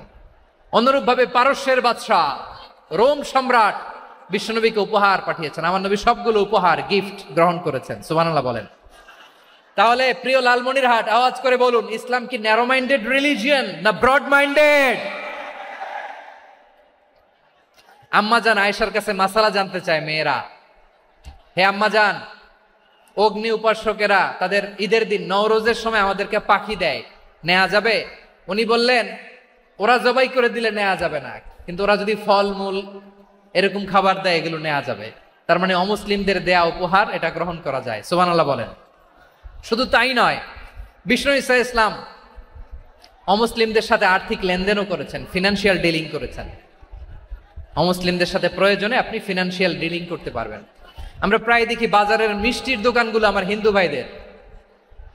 লালমনিরহাটে মিষ্টির দোকান, দইয়ের দোকান কারা চালায়? হিন্দুরা চালায় না? তারপরে যে বারবার শপ, চুল কাটে যে নাপিত, অধিকাংশ নাপিতের দোকানে কারা? আমার হিন্দু ভাইরা। তা আপনি চুল কাটতে পারবেন কিনা? পারবেন কিনা বলেন? পারবেন। তার দোকান থেকে দই মিষ্টি কিনতে পারবেন কিনা? হ্যাঁ, আমার মুসলিম ভাইয়ের দোকান থাকলে ওইটারে আমি বেশি প্রায়োরিটি দিব, ঠিক কিনা? কিন্তু যদি তাদের সার্ভিস নিতে চান, প্রোডাক্ট নিতে চান, পারবেন। তার দলিল সহিহ বুখারী, আম্মা জান আয়েশা রাদিয়াল্লাহু তাআলা আনহা বলেন, ইশতারা রাসূলুল্লাহ সাল্লাল্লাহু আলাইহি ওয়াসাল্লাম মিন ইয়াহুদিয়িন তুআমান ওয়া রাহানাহু দিরআহু মিন হাদিদ। রাসূল সাল্লাল্লাহু আলাইহি ওয়াসাল্লাম এক ইহুদির কাছ থেকে, কার কাছ থেকে? সবাই বলে নাই। কার কাছ থেকে? আমার নবী, পেয়ারা নবী এক ইহুদির কাছ থেকে জব কিনেছিল। জব, বার্লি, যেটা দিয়ে রুটি বানায়। ওই জবের দাম দেওয়া টাকা পয়সা নবীর কাছে ছিল না, ফলে নবী ওনার একটা পোশাককে মর্গেজ রেখেছিলেন, মর্গেজ, বন্ধক, যে এখন এটার দাম দিতে পারবো না, কয়েক কেজি বার্লি নিয়ে যাই আর বন্ধক হিসেবে আমার জামাটা রেখে গেলাম, যেই দিন দাম দিব ওই দিন জামাটা ছুটাই নিয়ে যাব। সুবহানাল্লাহ পড়বেন না? বাকিতে নিছিলেন, বাকিতে। দিরআহু মিন হাদিদ, লোহার তৈরি বর্ম, মানে যুদ্ধের পোশাক, লোহা দিয়ে বানানো। বিশ্বনবী বললেন, কয়েক কেজি জব দাও, টাকাটা পরে দিব, এখন টাকা নাই, বন্ধক হিসেবে, মর্গেজ হিসেবে আমার জামা রেখে গেলাম, যখন টাকা দিব জামা ছুটায় নিব। আওয়াজ করে বলতে হবে সুবহানাল্লাহ। এ থেকে বোঝা গেল অমুসলিমদের সাথে ফিনান্সিয়াল ডিলিং করা যায়, অর্থনৈতিক লেনদেন করা যায়, কেনাবেচা করা যায়, প্রোডাক্ট কেনা যায়। এমনকি আমাদের মসজিদে নববীতে বারান্দায় আপনারা একটা অটোমেটিক ফ্লাইং আমব্রেলা দেখছেন? সূর্য যখন বাড়ে মসজিদে নববীর বারান্দায় ইয়ার্ডের মধ্যে অটোমেটিক্যালি কিছু আমব্রেলা আছে, সাঁ করে খুলে যায়, আর সূর্যের তাপ লাগে না। আবার সন্ধ্যাবেলায় এই আমব্রেলাগুলো ওরা ক্লোজ করে ফেলে, দেখেন নাই না? দেখছেন?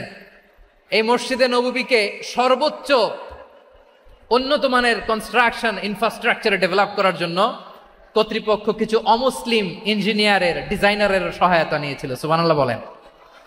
কোন দলিলের ভিত্তিতে? এই দলিলের ভিত্তিতে যে বিষ্ণু ঈসা ইসলাম অমুসলিমদের সাথেও লেনদেন করেছেন। আওয়াজ করে বলতে হবে আল্লাহু আকবার। শুধু তাই নয়, ইন কেস অফ ইমার্জেন্সি, প্রয়োজনে ইসলামের খাতিরে, ইসলামকে সামনের দিকে এগিয়ে নিয়ে যাওয়ার জন্য অমুসলিমদের সাপোর্ট নেওয়া জায়েজ আছে। সুবহানাল্লাহ বলেন। অমুসলিমদের সাপোর্ট নেয়া, তাদের থেকে অর্থ নেয়া, পলিটিক্যাল সাপোর্ট, পলিটিক্যাল অ্যাসাইলাম নেওয়া জায়েজ আছে। আমাদের অনেক বিশ্ববরেণ্য দায়ীরা আমেরিকায় অস্থায়ীভাবে অ্যাসাইলাম নিয়ে থাকে, নিজের দেশে গেলে ফাঁসিতে ঝুলাই দিবে। যুগ যুগ ধরে দায়ীদের উপরে এরকম অত্যাচার আর নির্যাতন আছে না নাই? মিশরের অনেক দায়ীরা পাশ্চাত্যে যেয়ে থাকে, এই যে তারা পলিটিক্যাল অ্যাসাইলাম নিয়ে থাকে, রাজনৈতিক আশ্রয়, এটা জায়েজ আছে না? এটা যে জায়েজ আছে তার প্রমাণ স্বয়ং বিশ্বনবী সাল্লাল্লাহু আলাইহি ওয়াসাল্লাম পলিটিক্যাল সাপোর্ট নিয়েছিলেন অমুসলিমদের কাছ থেকে। সুবহানাল্লাহ বলেন। খুব মজাদার একটা ঘটনা শুনবেন। আপনাদের আগ্রহ দেখে তো মনে হয় না শোনার ইচ্ছা আছে। আছে আছে, গলায় জোর আছে। লিল্লাহে তাকবীর, লিল্লাহে তাকবীর, নারায়ে তাকবীর। মাশাআল্লাহ।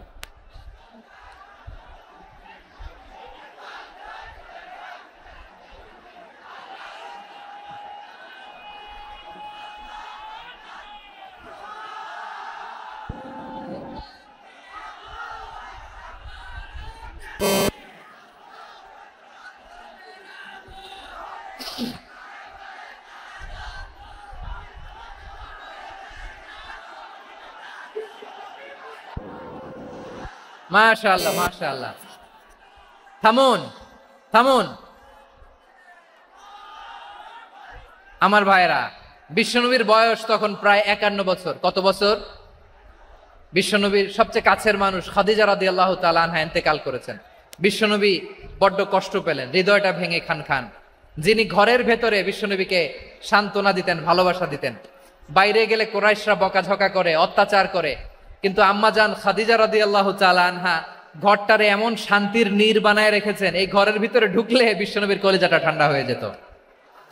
এজন্য রব্বুল আলামিন বলেন, খাদিজা, ও আমার বান্দি খাদিজা, জান্নাতে এমন স্পেশাল একটা ঘর আমি তোমার জন্য রেডি করে রেখেছি। ওই ঘরের মধ্যে কোনো আওয়াজ নাই, ওই ঘরের মধ্যে কোনো নয়েজ নাই, ওই ঘরে কোনো বিশৃঙ্খলা নাই। কারণ মক্কার জমিনে আমার নবী কুরাইশদের বিশৃঙ্খলা, নয়েজ আর ঝামেলাগুলোকে উপেক্ষা করে যখন তোমার ঘরের ভিতরে ঢুকতো, ঘরটারে তুমি শান্তির নীড়, ঠান্ডা, নীরব, নিস্তব্ধ, নিঝুম আর শান্তির নীড় বানিয়ে রেখেছো। এজন্য জান্নাতে স্পেশাল একটা শান্তির নীড় আমি তোমারে উপহার দেব। ওই প্রিয়তমা স্ত্রী খাদিজা ইন্তেকাল করলেন, বিশ্বনবীর হৃদয় ভেঙে খান খান। আবার ওনার চাচা আবু তালেব ইন্তেকাল করলেন, যিনি পলিটিক্যাল শেল্টার দিতেন নবীকে। কে দিতেন? আবু তালেবের ভয়ে, বিশ্বনবীর এই চাচার ভয়ে কোনো মুশরিক নবীর গায়ে হাত দেওয়ার সাহস পায় নাই। এখন স্ত্রীও নাই, চাচাও নাই, নবীকে আশ্রয় দেওয়ার কেউ নাই, নবীর চারদিকে অন্ধকার। নবী এখন কই যাবেন? আমার পেয়ারা নবী নতুন স্টেশন খুঁজতেছেন, নতুন দাওয়াতি প্ল্যাটফর্ম খুঁজতেছেন। তিনি যায়েদ বিন হারেসা রাদিয়াল্লাহু তাআলা আনহুকে নিয়ে মক্কার পাশের একটা নেইবরিং সিটি তায়েফে চলে গেলেন। কোথায় চলে গেলেন? লালমনিরহাটের ভাইয়ের আওয়াজ করে বলেন, কোথায় গেলেন? তায়েফে চলে গেলেন দিনের দাওয়াত দেওয়ার জন্য। কি দেওয়ার জন্য? নাকি জমি কিনতে গেছিলেন? জমি কিনতে, দুনিয়ার যশ খ্যাতির জন্য, নিজের কোনো লাভের জন্য? তায়েফবাসীদেরকে জাহান্নামের আগুন থেকে বাঁচানোর জন্য। আওয়াজ করে বলতে হবে, ঠিক কিনা? বিশ্বনবী বিশাল মরুপথ, পাহাড়ি পথ পাড়ি দিয়ে তায়েফের মরুজমিনে গেলেন কোরআনের দাওয়াত নিয়ে, ইমানের দাওয়াত নিয়ে। কিন্তু তায়েফের লোকেরা বিশ্বনবীর দাওয়াতকে শুধু প্রত্যাখ্যান করেই থামে নাই, তারা বিশ্বনবীর সাথে অত্যন্ত খারাপ আচরণ করেছে। বিশ্বনবীকে শারীরিকভাবে হেনস্থা করেছে, আমার নবীকে শারীরিকভাবে অত্যাচার করেছে, আমার পেয়ারা নবীর গায়ে পাথর মেরেছে, বিশ্বনবীর গা বেয়ে ঝরঝর করে রক্ত ঝরেছে, নবী জামিনের মধ্যে লুটিয়ে পড়েছেন, আবার মেরেছে, আবার নবী হাঁটতে শুরু করলেন, পেছন থেকে আবার মেরেছে, আবার নবী রক্তাক্ত হয়ে জামিনের মধ্যে লুটিয়ে পড়লেন, আবার মেরেছে। বিশ্বনবীর মতো এত সুশ্রী মানব, বিশ্বনবীর মতো এত শুভ্র মানব, বিশ্বনবীর মতো এমন চমৎকার দেহাবয়ব দিয়ে রব্বুল আলামিন কাউকে বানান নাই।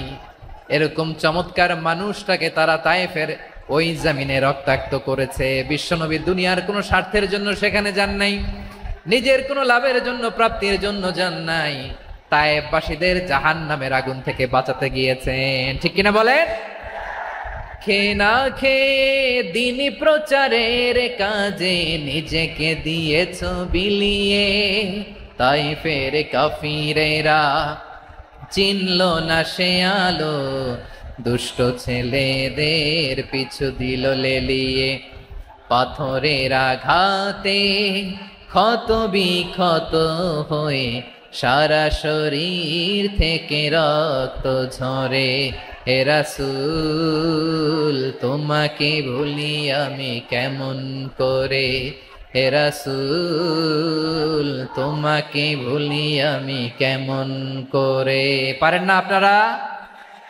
ধরুন আমার সাথে, হাজার ব্যথা বেদনার পরে ফিরে আসনি তুমি আপন ঘরে, দিনের আলো তুমি ছড়িয়ে দিতে, চলে গেলে মদিনায় মক্কা ছেড়ে, হে রাসূল তোমাকে ভুলি আমি কেমন করে, হে রাসূল তোমাকে ভুলি আমি কেমন করে।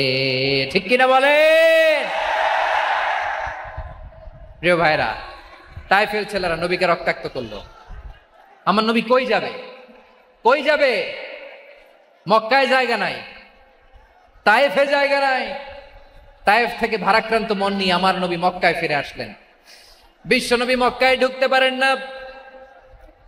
মক্কার মরুভূমির দিকে তাকিয়ে, উপত্যকার দিকে তাকিয়ে বিশ্বনবী ধা ধা করে কাঁদেন, ঝরঝর করে। নবীর চেহারা মোবারক থেকে চোখের পানিগুলো বেয়ে বেয়ে পড়ে।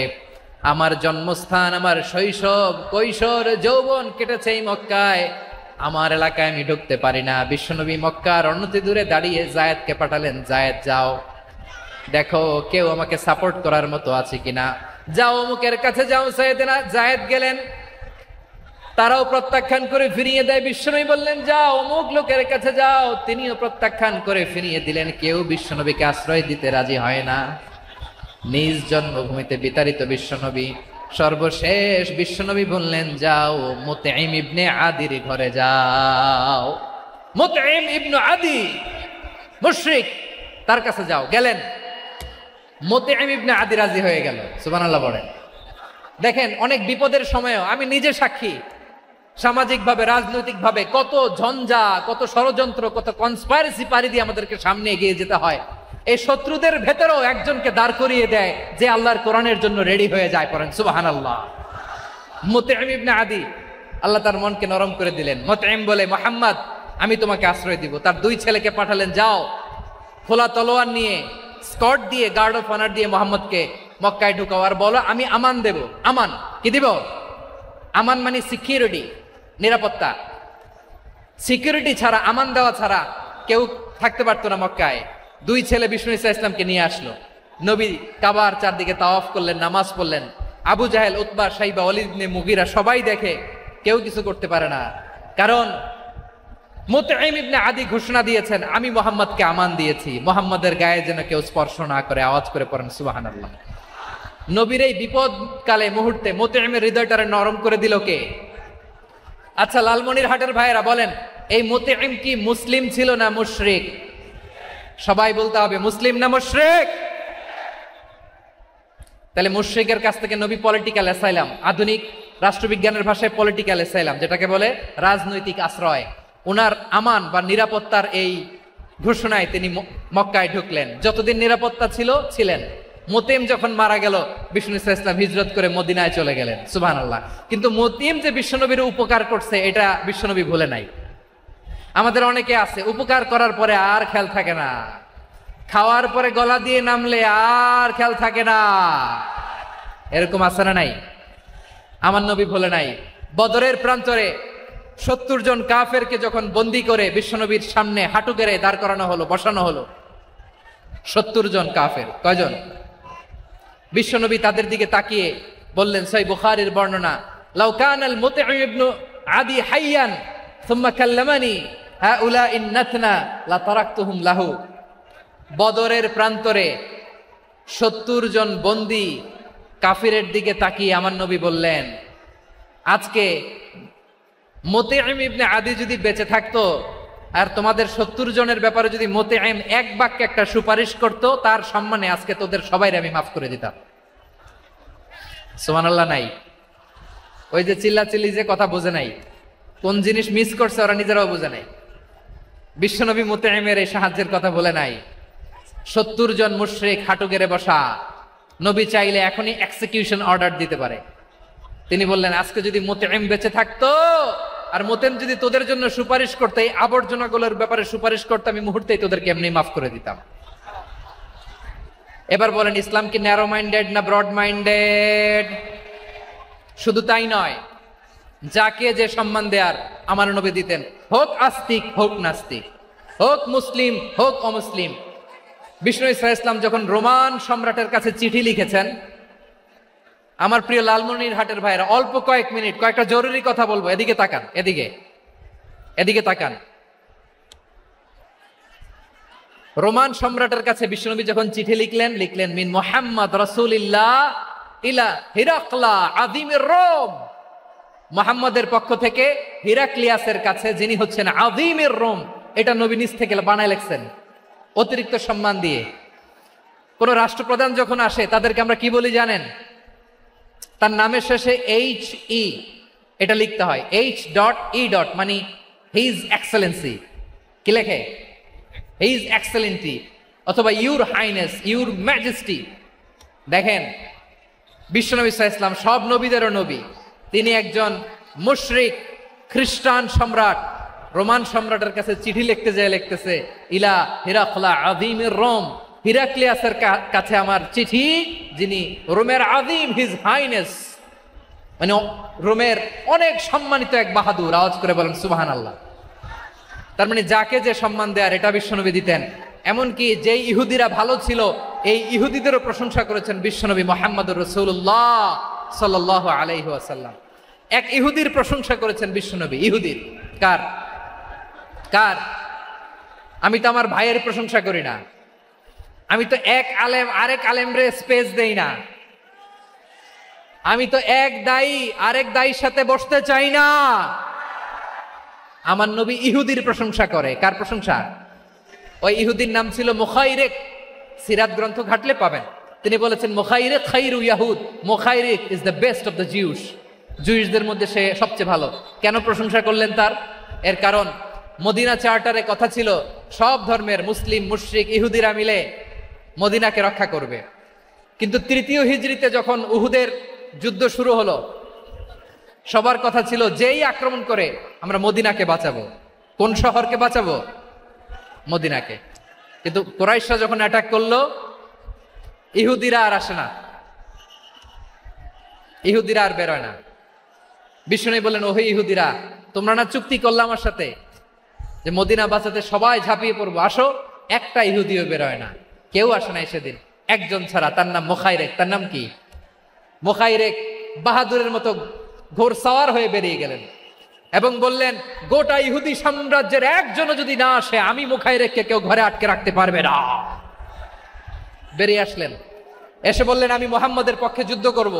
আমি মারা গেলে আমার সম্পদ আমার উত্তরাধিকারীরা পাবে না, আমার সম্পদ তোমরা মুহাম্মদকে দিয়ে দিবা। সুবহানাল্লাহ বলেন।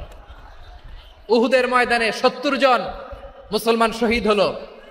এই ইহুদি, সেও মুসলমানের পক্ষে যুদ্ধ করে নিহত হলো। সুবহানাল্লাহ বলেন। মুসলিমদের লাশ যখন নিয়ে আসা হলো, এই মুখাইরিকের লাশও নিয়ে আসা হলো। মুসলিমদের লাশের পাশে মুখাইরিকের লাশ দেখে বিশ্বনবী মুখাইরিকের প্রতি অনেক খুশি হলেন। আর বিশ্বনবী খুশি হয়ে বললেন, মুখাইরিক খায়রু ইয়াহুদ, মুখাইরিক যদিও তুমি ইহুদি, তারপরে তুমি সব ইহুদিদের মধ্যে সেরা ইহুদি। পড়েন সুবহানাল্লাহ। আমার নবী ইহুদিকেও সম্মান দিতে কার্পণ্য করে নাই। আওয়াজ করে বলেন আল্লাহু আকবার। প্রিয় ভাইরা, এবার সর্বশেষ আওয়াজ করে বলেন, ইসলাম কি ন্যারো মাইন্ডেড নাকি ব্রড মাইন্ডেড? সবাই বলেন, ন্যারো মাইন্ডেড না ব্রড মাইন্ডেড? এজন্য অমুসলিম হইলেই তারা আমাদের শত্রু নয়। শত্রু কারা? এই লালমনিরহাটের ভাইয়েরা শোনেন, শত্রু কারা? যে সমস্ত অমুসলিম আমাদেরকে নিশ্চিহ্ন করে দিতে চায়, যে সমস্ত অমুসলিম আমাদের ভূখণ্ড থেকে আমাদেরকে তাড়িয়ে দিতে চায়, যে সমস্ত অমুসলিম আমার ধর্ম নিয়ে তুচ্ছতাচ্ছিল্য করে চিল্লায় বলেন ঠিক কিনা, তারা আমাদের শত্রু। সাধারণ অমুসলিমরা আমার শত্রু নয়। এই যে হিন্দুরা থাকে, এরা আমার ভাই, বৌদ্ধরা আমার ভাই, খ্রিস্টানরা আমার ভাই, ইহুদিরা আমার ভাই। তারা দিনই ভাই নয়, তারা মায়ের পেটের ভাই নয়, তারা মানবিক দিক থেকে ভাই। ও মানুষ, আমিও মানুষ। ইসলাম মানুষকে সম্মান করে, চিল্লায় বলো ঠিক কিনা। যারা আমাদের অস্তিত্বকে নিশ্চিহ্ন করতে চায়, যারা আমাদের ভূখণ্ডকে দখল করতে চায়, যারা আমাদেরকে নিয়ে মকারি করে, ফান করে, টিটকারি করে, আমার ধর্ম নিয়ে খেলা করে, তাচ্ছিল্য করে, ওদের বিরুদ্ধে আমাদের জিহাদ। সাধারণ মুসলিম আমাদের শত্রু নয়। আপনি জানেন নিউ ইয়র্কে, আমি তো নিউ ইয়র্কে ছিলাম অনেকদিন, ওখানে ফিলিস্তিনিদের পক্ষে যখন আমরা মিছিল করেছি, অনেক ইহুদি আমাদের সাথে মিছিলে দাঁড়িয়েছে, কারণ ওরাও জানে এই ভূখণ্ড ফিলিস্তিনিদের ভূখণ্ড। আওয়াজ করে বলো লালমনিরহাট, ঠিক কিনা? ইসরায়েলের রাজধানী খোদ তেল আবিবে অনেক ইহুদিরা বেঞ্জামিন নেতানিয়াহু তার বিরুদ্ধে মিছিল করেছে। তো তারা কি আমাদের শত্রু? না। অনেক খ্রিস্টান আমাদের সাথে, আমাদের স্বার্থ রক্ষায় আমাদের পাশে দাঁড়িয়েছে। খেয়াল রাখবেন, হিন্দু আর হিন্দুত্ববাদ এক নয়, ইহুদি ধর্ম আর জায়নিজম এক নয়। জায়নিজমের বিরুদ্ধে আমাদের সংগ্রাম, আমাদের জেহাদ। চিল্লায় বলেন ঠিক কিনা? এই যে ফিলিস্তিনের ভাইয়েরা, তারা তাদের স্বাধীনতা সংগ্রামের জন্য লড়াই করছে, করে যাচ্ছে, আমরা এটাকে সমর্থন জানাই। চিল্লায় বলো ঠিক কিনা? কাশ্মীরের ভাইয়েরা স্বাধীনতার জন্য সংগ্রাম করছে, আমরা সেই সংগ্রামকে সমর্থন জানাই। আওয়াজ করে বলো ঠিক কিনা? যারাই আমাদের ইসলামকে নিশ্চিহ্ন করতে চায়, তাদের বিরুদ্ধে আমাদের সংগ্রাম। আওয়াজ করে বলতে হবে ঠিক কিনা? ওই সমস্ত দুর্বৃত্তদের সাথে আমাদের কোনো সম্পর্ক নাই। আমরা যদি ঐক্যবদ্ধ থাকতে পারি, ওই দুর্বৃত্তরা চান্স পাবে না। আমরা ঐক্যবদ্ধ থাকতে রাজি আছি। লালমনিরহাটের ভাইয়েরা, আমরা ঐক্যবদ্ধ থাকলে ওই দুর্বৃত্তদের কালো হাত ভেঙে দিতে আমাদের সময় লাগবে না। তাদের কালো হাত ভেঙে দিতে রাজি আছে মুসলমান? কারা কারা রাজি? দু হাত তুলে দেখা।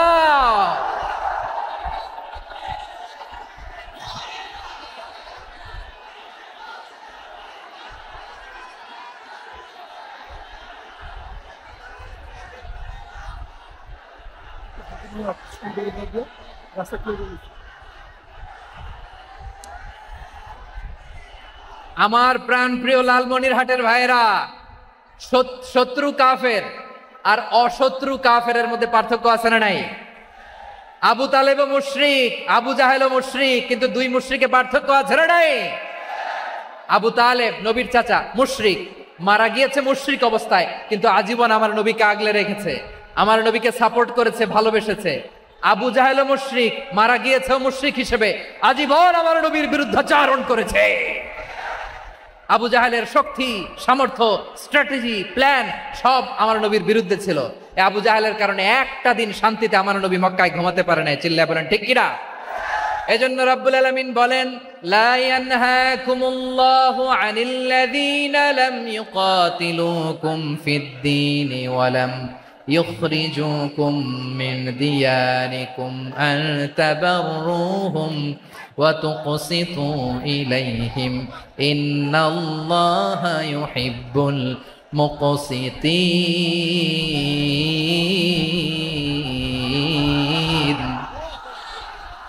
আল্লাহ বলে, গোলামেরা শোনো শোনো, যে সমস্ত অমুসলিম তোমাদের সাথে ধর্মযুদ্ধে লিপ্ত হয় না, তোমাদের বিরুদ্ধে যে সমস্ত অমুসলিম অস্ত্র ধরে না, যে সমস্ত অমুসলিম তোমাদেরকে তোমাদের জন্মস্থান থেকে, ভূখণ্ড থেকে তাড়িয়ে দেয় না, তাদের সাথে ভালো আচরণ করতে আমি আল্লাহ নিষেধ করি নাই।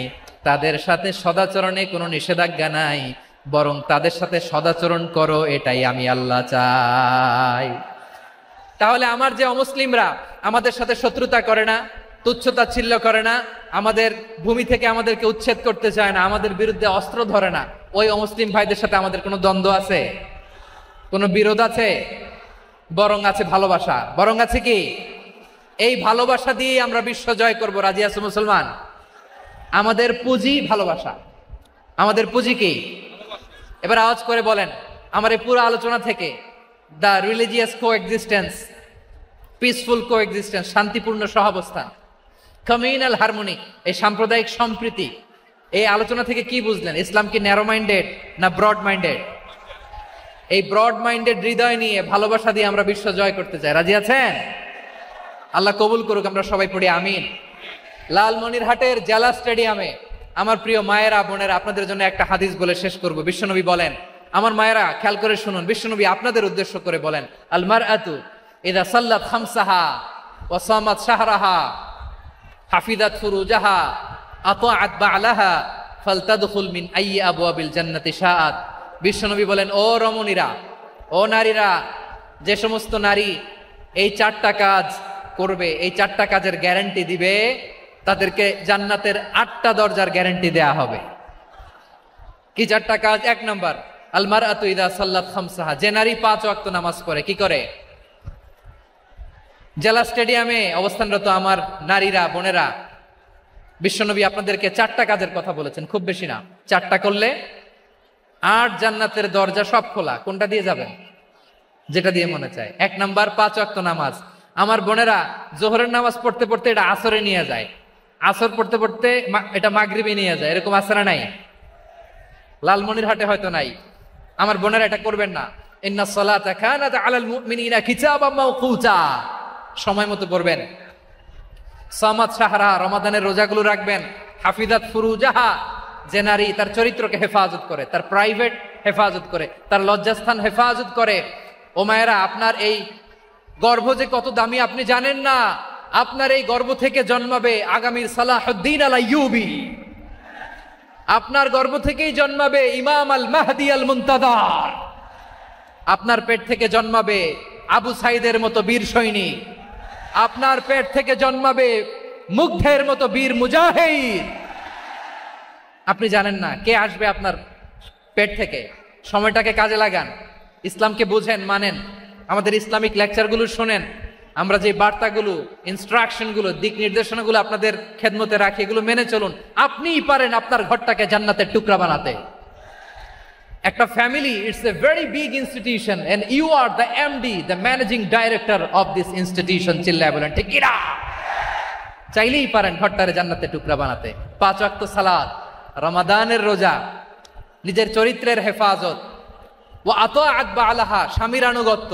এটাতে অনেকে ভুল করে থাকে। হায় রে আমার বোনেরা, স্বামীর আনুগত্যকে এটা নিজের অপমান মনে করবেন না। আপনার স্বামী আপনার সবচেয়ে বড় গার্ডিয়ান, তিনি আপনার সবচেয়ে ভালো চায়। নারী কখনো গার্ডিয়ানশিপের বাইরে থাকতে পারে না।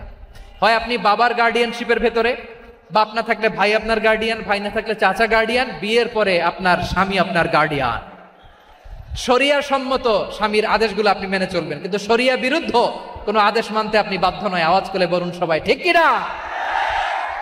এই 4টা কাজ যদি কোনো নারী করে, বিশ্বনবী বলেন জান্নাতের 8টা দরজা খোলা। তোমার যেটা দিয়ে মনে চায় সেটা দিয়ে জান্নাতে তুমি এন্ট্রি নিতে পারবা। আমরা এখানে লালমনিরহাটের সোহরাওয়ার্দী ময়দানে আজকে যেমন একত্রিত হতে পারলাম, আল্লাহর জান্নাতেও যেন একত্রিত হতে পারে। আল্লাহ তুমি তৌফিক দান করো। আল্লাহ আমার এই কলিজার টুকরা যুবক ভাইদেরকে তুমি ওমরে ফারুকের মতো কবুল করো। জেলা স্টেডিয়ামে অবস্থানরত আমার মা বোনদেরকে তুমি ফাতেমার মতো, খাদিজার মতো কবুল করো।